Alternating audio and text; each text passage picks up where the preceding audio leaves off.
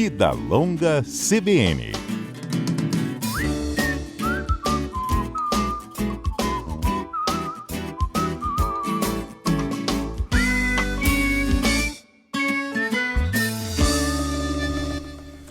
Vida Longa CBN para falar da sua voz. Você já parou para pensar que conforme você vai ficando mais velho, a sua voz vai envelhecendo também? A gente percebe muito isso com as crianças, né? As crianças têm aquela vozinha doce, gostosa, fininha, vai criando, vai ficando adolescente, os meninos vão mudando a voz, as meninas vão firmando um pouco mais a voz delas, mas depois que parece que a gente chega na vida adulta, parou, né? Acabou. Não, gente, a gente continua envelhecendo e a voz envelhece junto.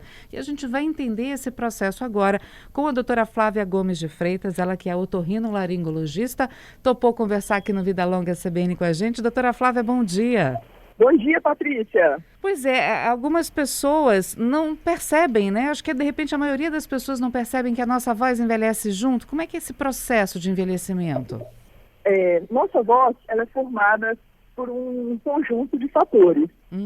O ar, ele sai dos pulmões, passa pelas pregas vocais, que ficam ali em cima da traqueia, fechando a glote, e aí ocorre a vibração dessas cordas vocais, a língua, a boca, nariz, tudo isso é responsável por formar a nossa voz. Como as cordas vocais são formadas por músculos, o músculo tireoaritenoide, na verdade, com o tempo, esse músculo também sofre, como todas as outras células, um processo de envelhecimento. Além disso, ocorre um ressecamento das mucosas, uma certa frouxidão, né, diminuição do colágeno em todos os órgãos do organismo. Infelizmente, isso vai acontecendo com o tempo. E aí a voz também tende a ir se alterando, o que nós chamamos de presbifonia, que é a alteração da voz com a idade. Presbifonia. Exatamente, Patrícia. Engraçado, porque a gente normalmente ouve falar da presbiopia, que é a vista cansada, né? Então também existe a presbifonia. Que legal, bom saber. E é bom se cuidar também, né? O que a gente pode fazer para ter um envelhecimento mais saudável também da nossa voz, doutora? É desde jovem preservar as cordas vocais. Como podemos fazer isso? Primeiro, não fumar nem cigarros eletrônicos. Nós sabemos que o cigarro, ele causa lesão, além de outras lesões, além de câncer de laringe. O cigarro, ele leva a um edema de Heinck. Sabe aquela pessoa que tem a voz assim, quando você fala com a pessoa, você já reconhece que ela fuma? Sei. Porque é uma voz assim um pouco mais rouca, né? Diferente. Isso aí. Quando a gente faz o exame, a videolaringoscopia, para precisar das cordas vocais, é uma corda vocal totalmente inchada e demasiada. Outra coisa, a bebida alcoólica também deve ser evitada, né? Porque ela é um fator de risco para câncer de laringe. Ih, doutora, um monte de gente já deve ter virado a cara. Agora falar, não, vai cortar a minha cervejinha do final de semana. Também não precisa de tanto, né, doutora? Moderação. Isso tudo aí. na vida, isso aí, moderação. Outra coisa que nós podemos fazer para preservar aí as cordas vocais. Tratar o refluxo gastroesofágico ou laringofaríngeo, né? Quem tem tendência a refluxo. Evitar o excesso de café, refrigerantes com cola, frituras, alimentos muito condimentados, que aumentam a acidez do estômago e a tendência é o ácido do estômago subir e atingir ali as cordas vocais. Isso leva a um cigarro. Isso. Já viu? A gente fica toda hora pigarreando, limpando a garganta. Que já disseram que não é bom pigarrear, né? Não é bom pigarrear. Não é bom pigarrear. Mas não deixa de ser um reflexo até de defesa do organismo, porque aquele ácido subiu ali, para impedir que o ácido vá pro pulmão, a pessoa pigarreia, limpa, para engolir aquele ácido ali novamente. Entendi. Falar também pausadamente, tomar bastante líquido para hidratar a laringe. Quem trabalha com voz, professores, palestrantes, entre outras profissões, jornalista. A gente pede sempre jornalista, isso aí. O que nós recomendamos? Pausa de 10 minutos a cada 40 minutos falando. Para dar uma Tomar descansadinha, bastante né? líquido para dar um descanso, isso aí. Falar pausadamente, articular bem as palavras. Tem gente também que fala muito alto e não percebe que está falando alto. Aí você fala assim, nossa, fala um pouquinho mais baixo, você tá falando muito alto, eu tô falando alto? Não, tô falando alto não, e tal. Às vezes a pessoa não percebe. Isso já pode ser, eu vou até aumentar um pouquinho a pergunta, mas isso pode ser um processo de surdez da pessoa que não se ouve direito, ou ela naturalmente fala alto porque ela aprendeu assim? O fato do tom dela ser mais alto prejudica em alguma coisa a voz? Sim, com certeza. Primeiro, pode ser hábito familiar ou pessoal mesmo, né? Tem gente que gesticula mais, os italianos tendem a falar mais alto, gesticular mais, até hábitos culturais, ou dependendo da profissão que a pessoa ocupa, da posição, ela acaba tendo que impor a voz, de certa maneira, né, numa reunião, e aí forçar mais, e observar, sim, a audição. Através do exame, a audiometria, a gente consegue diagnosticar se existe perda auditiva, porque a perda auditiva acaba levando a pessoa a falar mais alto para escutar a voz. Ela acha que a pessoa, o comunicante, não está ouvindo o que ela está falando também. Porque a gente tem Excelente seu alerta, Patrícia, é verdade. Porque a gente tem um sistema de acústica na cabeça, né, digamos assim. Então a gente ouve a nossa voz e é fato muitas vezes que as pessoas se ouvem gravado e falam, não, essa daí não sou eu falando não, eu me ouço diferente. Tem isso também, não tem, doutora? Sim, porque nós escutamos a voz que vem de dentro, digamos assim, né? Agora, Patrícia, eu quero deixar um alerta. por favor, qual é o seu alerta? Pode falar. Não, meu alerta é que nem toda pessoa que está ficando idosa vai ficar com uma voz mais fraca ou rouca. A rouquidão, por mais de 10 dias, deve ser investigada sempre. Qual que é o meu medo? Eu tô velho, então agora a minha voz está assim mesmo, você presbifonia. Não, você precisa, se você está rouca ou está sentindo alguma alteração vocal, engasgos com frequência, incômodo na garganta, o paciente deve sempre procurar o médico otorrinolaringologista. Através de um exame chamado videolaringoscopia, é um exame simples que a gente faz sem anestesia no consultório mesmo, basicamente uma câmerazinha que a pessoa fala e aí através da boca ou do nariz a gente consegue filmar todas as cordas vocais e aí a gente consegue dar o diagnóstico correto e afirmar se é ou não presbifonia. Porque a rouquidão ela pode indicar. Oi? Pode ser alguma coisa mais grave, né, doutora? Isso aí. Pode ser um câncer de laringe, pode ser uma paralisia das cordas vocais. O que é isso? A corda vocal para de mexer. E aí a pessoa fica mais rouca e engasga com mais frequência. Essa paralisia, ela pode ser idiopática, ou seja, sem causa definida, mas ela também pode significar um câncer, até mesmo de mediastino, de tireoide. Pode ser nódulo na corda vocal, que é uma lesão comum em professores, em pacientes que usam muito a voz para trabalhar. E aí o tratamento é simplesmente clínico, com o fonoaudiólogo, não tem indicação de cirurgia, realmente o tratamento melhora, cura os nódulos. Pode ser um pólipo na corda vocal, que aí já é uma lesão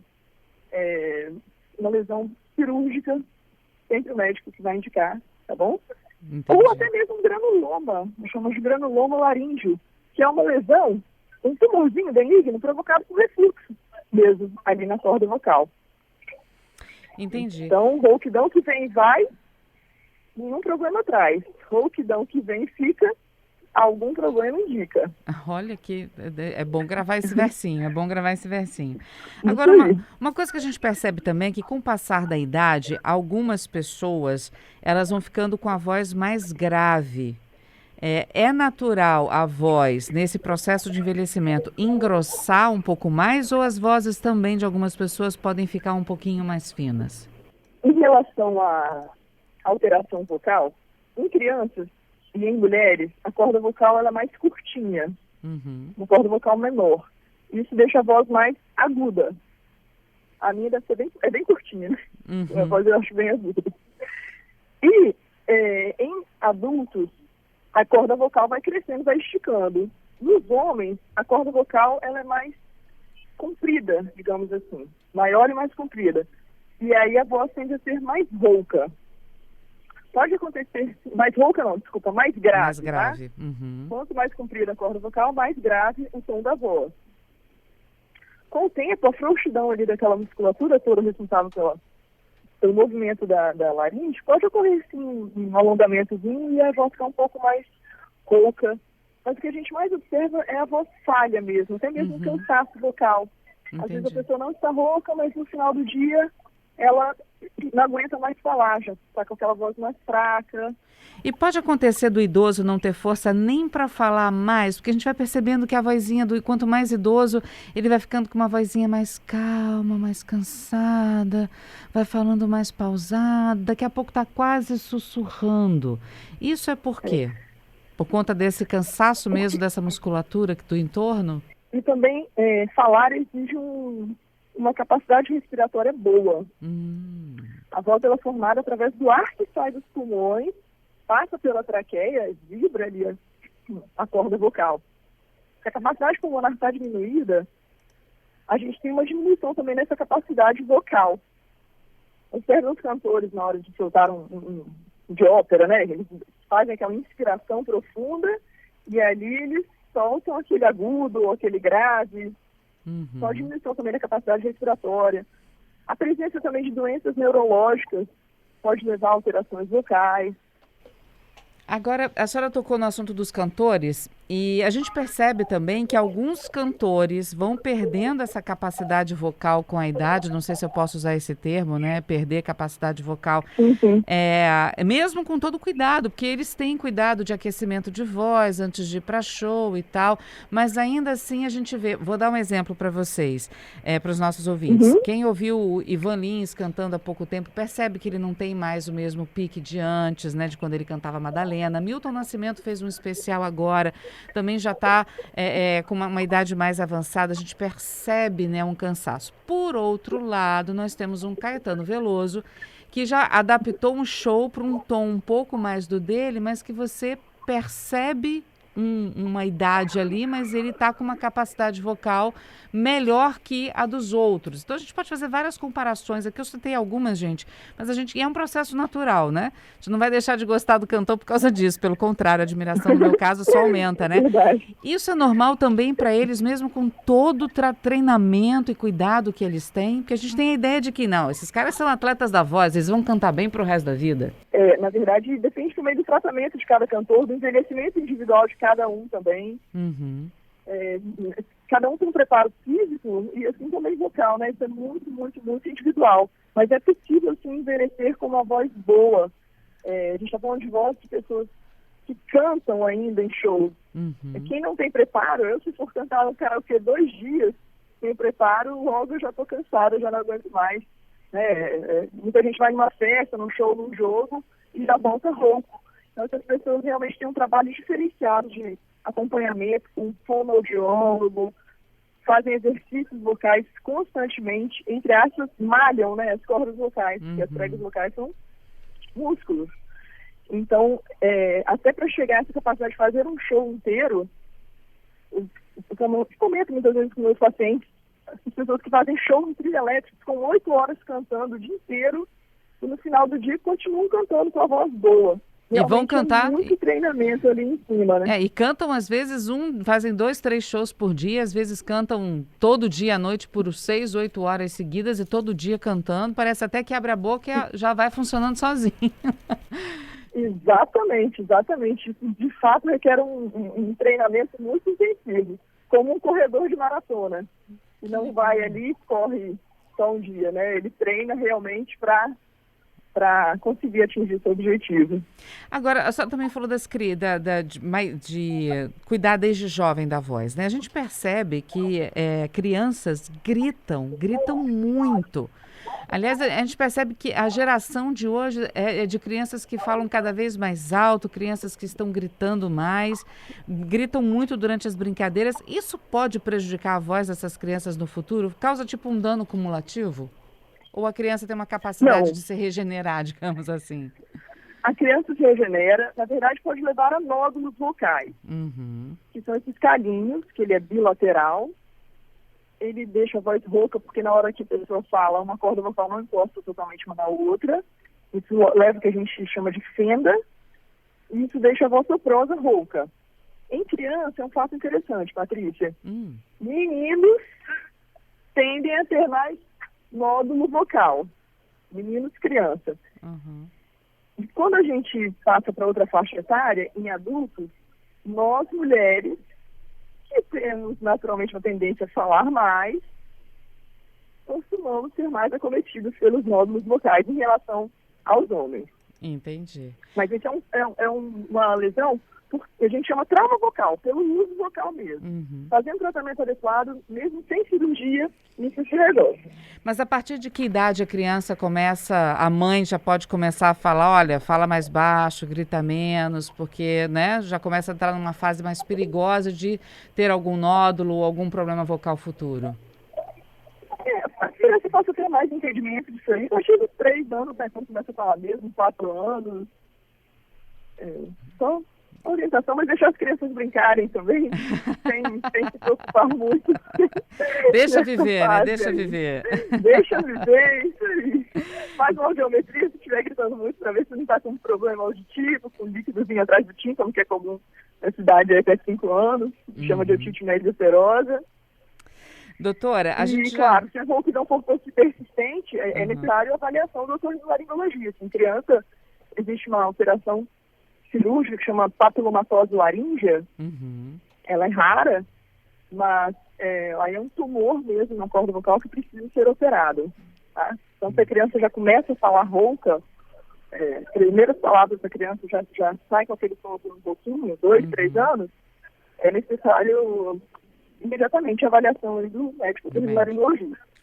Doutora, fica comigo, porque eu tenho pergunta de ouvintes aqui para a senhora, mas a gente só precisa dar uma paradinha para o repórter CBN. A senhora fica comigo?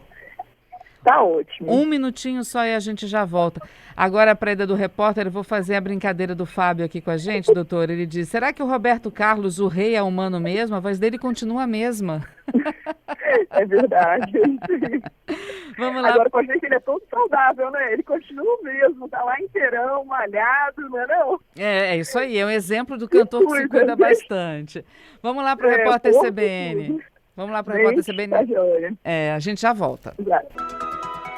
Muito bem, estamos de volta falando do envelhecimento da voz. Quem está conosco é a doutora Flávia Gomes de Freitas, que é otorrinolaringologista. Na ida para o repórter CBN, a gente fez a observação aqui do Fábio, falando que o rei Roberto Carlos é humano. A voz dele continua a mesma, mas é um exemplo de um profissional que se cuida bastante, né, doutora Flávia? É isso aí, corpo, alma e voz, né? E voz. Olha só, o Giovanni está aqui perguntando qual a diferença entre o otorrinolaringologista e o fonoaudiólogo. Vamos lá. O otorrinolaringologista é médico, tá certo? São 6 anos de estudos na faculdade de medicina e depois minimamente mais 3 de residência médica em otorrinolaringologia. Nós fazemos os exames diagnósticos, o tratamento clínico. O fonoaudiólogo é outra faculdade. É faculdade de fonoaudiologia. Nós trabalhamos em conjunto. O fono faz exames de audiometria e ele faz toda essa parte de tratamento vocal. Exercícios vocais, entre outras, várias outras áreas em que a fonoaudiologia pode atuar. Ou seja, atua, inclusive, às vezes, com terapia de reabilitação labiríntica, mas é outro curso de formação. Então, existem médicos, dentistas, fonoaudiólogos, fisioterapeutas, tá? Ou seja, Mas quem está apto para tratar e diagnosticar, é o médico. Indicar o tratamento é o médico. Então, o médico indica o tratamento, o fonoaudiólogo dá sequência a isso. É como se fosse um ortopedista e um fisioterapeuta também, né? Que trabalham juntos, né? Isso aí. São essenciais para a continuidade no tratamento, né? Então, a gente trabalha muito em parceria sempre. Olha, e por último, o Vando está aqui dizendo, olha o caso dele. Ele diz que ele fez uma traqueostomia, ficou 6 meses sem falar nada e, na sequência, precisou fazer uma traqueoplastia. Isso tem uns 17 anos, foi por causa de um acidente que ele sofreu. Ele diz que ele vive normal, sem problemas. Tem alguma dica para prevenir ou melhorar a voz dele daqui para frente? Olha, realmente ele requer um acompanhamento adequado pelo médico otorrinolaringologista, que vai indicar para o fono aí só realmente examinando, né? São casos É um caso muito particulares, aí, específico, individuais. né? Uhum. Isso aí. Então a dica para o Vando é: volte a procurar seu médico e faça um acompanhamento agora, né? Continue fazendo acompanhamento, aí. né, doutora? Isso aí. Doutora Flávia, olha, muito obrigada por conversar conosco aqui na CBN Vitória, viu?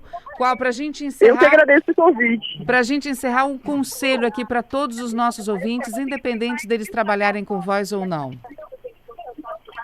Tomar bastante líquido, não fumar, bebida alcoólica com moderação e vou lembrar daquela frasezinha que era do meu chefe da residência. Rouquidão que vem vai, nenhum problema traz. Rouquidão que vem fica, algum problema indica. Mais do que 7 dias rouco não é normal. Tá, vamos falar isso como um mantra agora aqui para todo mundo da CBN, para os nossos ouvintes. Isso aí. Doutora Flávia, muito obrigada mais uma vez. Um excelente final de semana para a senhora, viu? E até uma próxima oportunidade. Obrigada, Patrícia. Tchau, Até. tchau. Tchau.